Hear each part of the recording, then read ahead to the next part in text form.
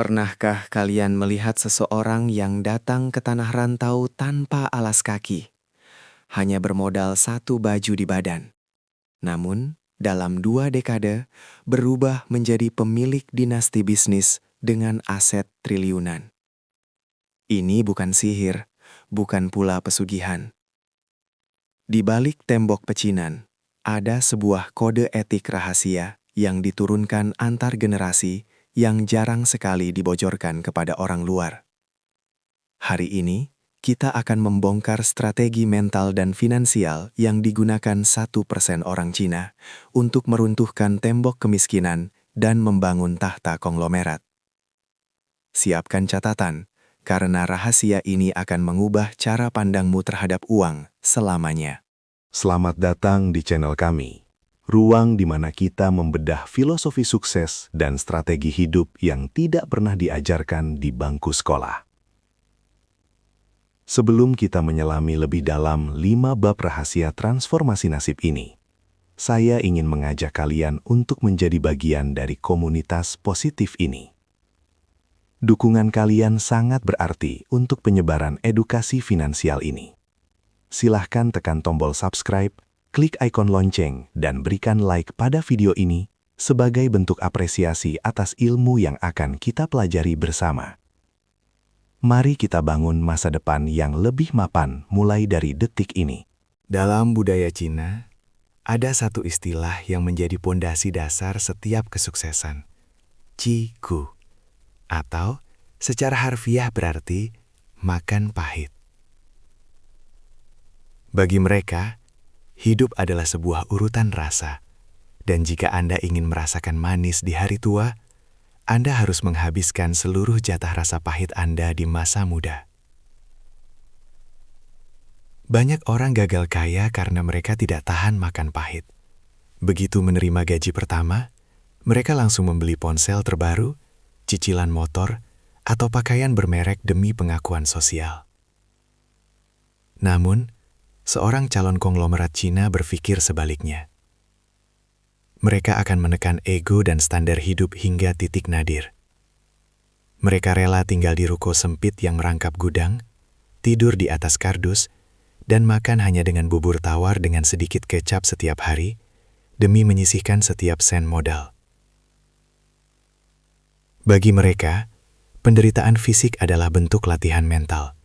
Mereka tidak malu terlihat miskin saat sedang berjuang, karena bagi mereka, malu yang sebenarnya adalah ketika sudah tua, namun tetap tidak memiliki aset atau kemampuan finansial. Filosofi Qi Ku ini mengajarkan bahwa kerja keras saja tidak cukup. Anda harus memiliki ketahanan terhadap penderitaan dan penundaan kepuasan, delayed gratification. Mereka percaya bahwa setiap tetes keringat dan rasa lapar saat berhemat adalah pupuk bagi pohon kekayaan yang akan mereka panen di masa depan. Mereka tidak mengejar kenyamanan jangka pendek, melainkan kebebasan jangka panjang yang abadi. Bagi konglomerat Cina, uang memiliki fungsi tunggal, sebagai benih untuk ditanam kembali, bukan sebagai alat untuk pamer gaya hidup. Ada disiplin yang sangat ketat dalam memisahkan antara uang pribadi dan uang usaha. Dalam banyak kasus, pemilik usaha justru mengambil gaji yang lebih kecil daripada karyawannya sendiri demi memastikan modal usaha terus berputar dan berkembang. Mereka melihat uang seperti air di sungai. Jika air itu berhenti mengalir dan hanya dikumpulkan di satu kolam kecil untuk digunakan bersenang-senang, maka air itu akan habis atau membusuk. Namun, jika air itu terus dialirkan ke ladang-ladang baru, investasi atau ekspansi, maka air tersebut akan mendatangkan panen yang berkali-kali lipat. Inilah mengapa Anda sering melihat toko-toko milik orang Cina yang tampak sederhana di luar, namun sebenarnya memiliki perputaran uang atau cash flow yang sangat masif. Mereka sangat menghindari hutang konsumtif. Bagi mereka, berhutang untuk membeli barang yang nilainya turun adalah sebuah dosa finansial. Jika mereka harus berhutang, itu haruslah hutang produktif yang bunganya jauh lebih kecil dibandingkan keuntungan yang dihasilkan dari hutang tersebut. Mereka sangat teliti hingga ke pecahan terkecil. Banyak lubang kecil bisa menenggelamkan kapal besar. Itulah prinsip mereka dalam mengawasi kebocoran pengeluaran. Dengan menjaga arus kas tetap sehat, mereka selalu memiliki peluru siap pakai ketika peluang bisnis besar datang secara tiba-tiba. Rahasia ketiga yang sangat krusial adalah guanxi. Sebuah sistem jaringan dan koneksi sosial yang sangat dalam dan berbasis kepercayaan mutlak. Di dunia bisnis mereka, sebuah janji lisan seringkali memiliki kekuatan yang lebih tinggi daripada kontrak hukum di atas kertas. Membangun guanxi berarti membangun reputasi. Sekali seseorang merusak kepercayaan dalam lingkaran ini, maka pintunya akan tertutup selamanya di seluruh jaringan pecinan. Guanxi memungkinkan para pengusaha Cina saling membantu dalam masa sulit. Ketika seorang perantau ingin membuka usaha, anggota komunitas yang sudah sukses seringkali memberikan pinjaman modal tanpa bunga atau memberikan tempo pembayaran barang yang lebih panjang. Mengapa? Karena mereka percaya pada prinsip kolektivisme.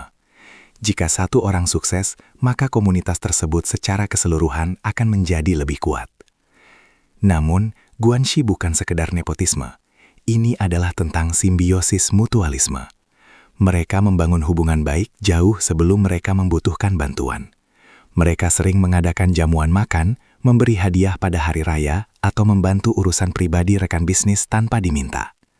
Mereka percaya pada pepatah bahwa satu musuh terlalu banyak, 1000 kawan terlalu sedikit. Dengan memiliki jaringan yang luas dan solid, mereka mendapatkan informasi pasar lebih cepat, harga supplier lebih murah, dan perlindungan saat terjadi krisis ekonomi. Kekayaan mereka tidak tumbuh dalam isolasi, melainkan dalam ekosistem yang saling mendukung. Orang Cina dikenal sebagai pedagang ulung karena mereka memiliki intuisi yang sangat tajam dalam melihat peluang, di mana orang lain hanya melihat masalah. Mereka adalah pengamat yang sangat jeli terhadap kebutuhan pasar. Jika di suatu daerah belum ada toko kelontong, mereka akan menjadi yang pertama membukanya. Jika sebuah tren baru muncul, mereka tidak akan menghabiskan waktu terlalu lama untuk berdiskusi. Mereka akan segera mengeksekusinya. Sifat adaptif adalah kunci. Mereka tidak pernah jatuh cinta secara berlebihan pada satu jenis produk. Jika hari ini menjual tekstil lebih menguntungkan, mereka menjual tekstil. Jika besok teknologi lebih menjanjikan, mereka akan dengan cepat beralih. Mereka tidak memiliki gengsi dalam berbisnis. Bagi mereka, tidak ada pekerjaan yang rendah, selama itu halal dan mendatangkan keuntungan. Prinsip cincai atau fleksibilitas juga sangat berperan di sini. Dalam negosiasi, mereka seringkali memberikan sedikit keuntungan bagi pihak lawan, agar transaksi tetap berjalan lancar. Mereka lebih memilih untung sedikit, tapi volumenya banyak dan berkelanjutan, daripada untung besar, tapi hanya sekali transaksi. Mereka sangat menghargai pelanggan sebagai dewa. Pelayanan yang cepat, ketersediaan barang yang lengkap, dan harga yang kompetitif adalah strategi utama mereka untuk mendominasi pasar. Mereka selalu berpikir selangkah lebih maju, menyiapkan rencana cadangan, dan selalu waspada terhadap perubahan zaman. Kekayaan yang besar jarang sekali bertahan jika tidak dibarengi dengan pendidikan karakter yang kuat pada generasi penerus. Di keluarga calon konglomerat Cina, anak-anak tidak dimanjakan dengan kemewahan sejak lahir. Sebaliknya, mereka sudah dilibatkan dalam operasional bisnis sejak usia sangat dini. Jangan kaget jika Anda melihat anak seorang pemilik pabrik besar sedang membantu menghitung stok di gudang atau melayani pelanggan di toko saat libur sekolah. Ini adalah bentuk magang alami untuk menanamkan nilai-nilai kerja keras dan menghargai nilai uang. Mereka diajarkan bahwa kekayaan orang tua bukanlah milik mereka secara otomatis. Mereka harus membuktikan diri bahwa mereka layak untuk mengelolanya. Ada sistem estafet yang sangat rapi, di mana setiap generasi diharapkan bisa menambah nilai pada kekayaan yang sudah ada, bukan sekedar menghabiskannya. Pendidikan bagi mereka adalah investasi, namun pengalaman lapangan adalah guru yang sesungguhnya. Banyak anak konglomerat dikirim sekolah ke luar negeri, bukan hanya untuk gelar, tapi untuk membangun jaringan internasional dan mempelajari teknologi terbaru untuk dibawa pulang dan diterapkan pada bisnis keluarga. Kedisiplinan yang diajarkan di rumah seperti bangun pagi, kejujuran, dan penghematan menjadi DNA yang mengalir dalam darah mereka. Inilah yang menyebabkan kekayaan mereka tidak hanya bertahan satu generasi, tapi terus menggurita dan menjadi dinasti bisnis yang mendominasi ekonomi. Teman-teman, apa yang baru saja kita bahas bukanlah tentang keberuntungan lahir dari etnis tertentu, melainkan tentang sebuah sistem nilai dan pola pikir yang bisa dipelajari oleh siapa saja. Perjalanan dari melarat menjadi konglomerat adalah sebuah maraton, bukan lari cepat. Ia membutuhkan ketangguhan mental untuk makan pahit, kedisiplinan finansial untuk menjaga arus kas, integritas untuk membangun jaringan guansi, ketajaman dalam melihat peluang, dan dedikasi untuk menurunkan nilai-nilai tersebut kepada generasi berikutnya. Nasib bukanlah sesuatu yang tertulis di batu dan tidak bisa diubah. Nasib adalah tanah liat yang bisa kita bentuk dengan tangan kita sendiri. Jika orang lain bisa, Anda pun bisa. Mulailah dengan langkah kecil hari ini. Kurangi pengeluaran yang tidak perlu, mulai bangun jaringan pertemanan yang positif, dan belajarlah untuk melihat setiap tantangan sebagai peluang bisnis. Terima kasih telah menonton video ini hingga detik terakhir. Saya berharap isi video ini menjadi benih kesuksesan yang tumbuh subur dalam hidup kalian. Jika kalian merasa mendapatkan nilai dari konten ini, jangan lupa bagikan kepada teman atau keluarga yang juga sedang berjuang mengubah nasib. Tuliskan di kolom komentar, prinsip mana yang menurut kalian paling sulit untuk dijalankan. Mari kita berdiskusi. Sampai jumpa di video edukasi sukses selanjutnya. Teruslah berjuang, teruslah bertumbuh. Salam sukses luar biasa.